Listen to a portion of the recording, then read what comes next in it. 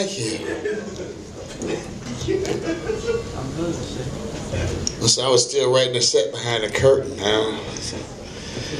Let's see here.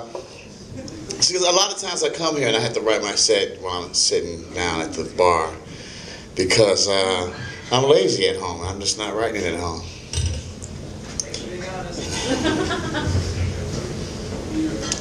Actually, I try to write during the weekend. I just have a hard time doing it. I really do. So when I come here, just the jazz and being here, because this is the place I started, it makes me feel comfortable. I start writing what I'm going to do for that night. So I wrote this. Because it's all true, and I just go over my week and figure out what happened. And like, this is actually a few hours ago. I was at home, and my wife was trying to help me get ready for stage. She said, "Well, won't you just say this? Won't you just say that?" And it's like, it's not funny, honey. Sorry. So she told me, "Well, you know what, damn it, I'm just giving you the premise. You the damn comedian, make it funny." So,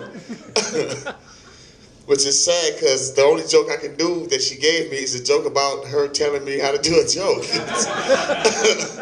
It's just really fucking ironic when you think about it. It's a very meta joke.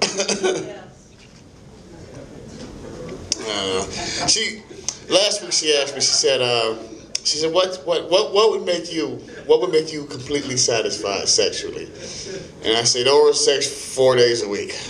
And she said it's gonna cost you $75. And I said, $75 for head? She said, no, $75 for yoga instructions because you on your own with that one. She told me I'm a sex addict, which is a horrible thing to say. I'd rather be a drug addict than a sex addict, you know. Well, because if you think about it, the drug dealer is open 24/7. My wife, not so much. The drug dealer never gets jealous, you know, are you using somebody else's meth? He never, you know, it's never a problem, you know. Never tells you, I don't feel like selling you today. You never that? Never. He always feels like selling you that shit. It's just a whole different feeling, I guess. I was watching Sex Addicts with my wife, this TV show.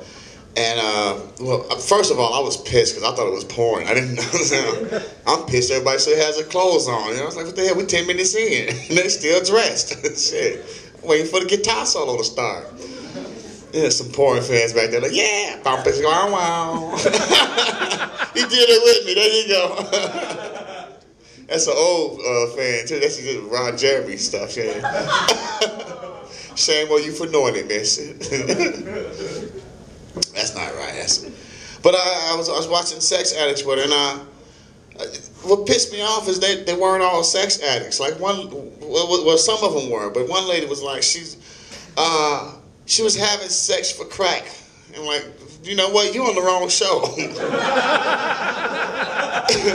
If you're having sex for crack, sex addiction is not the biggest problem in your life right now. So, you know, I don't think she was a sex addict, to be honest. I think she was a crackhead who was trying to get us some rocks, you know. Had to get the drug dealer's rocks off. That's so wrong. They do some old stuff. I went to the ER, not lately, but I've been to the ER in St. Paul. It's nice in St. Paul in the ER. No, because I'm from Chicago. It's a whole different thing. I was at the ER in St. Paul. I was at the county, too, you know, right down the street. And you know, when you hit the county hospital, it's going to be fucked up. This was beautiful. They had elevator music playing. It was a Friday night, too. It was nice. People were sitting around having polite conversation, you know, reading magazines. I'm from Chicago, the Cook County Hospital. And that mother, yeah, somebody from Chicago. You show up in there. It's people bleeding, you know, guys' legs is missing, they're cut off, broken, you know, bullet wounds. One guy sitting in the corner suffering from third-degree burns, still on fire, you know.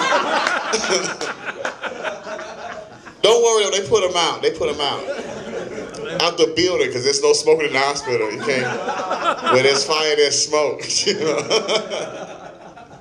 That's wrong. Black History Month's coming up in a couple of days. I'm happy for that, because, well, halfway at least, you know. Because I'm mixed, yeah.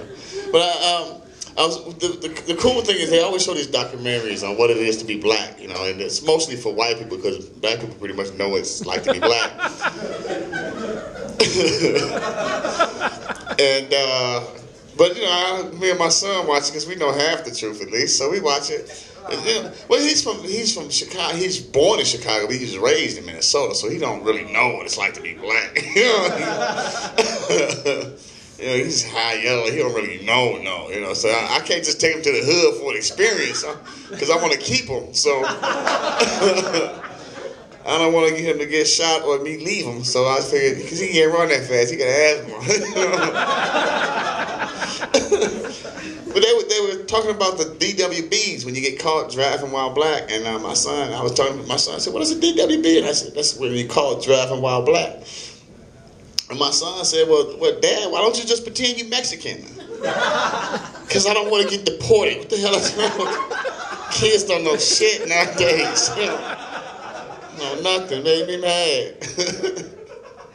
That's it for me, guys. Thank you much. I'm Big Will. Good night.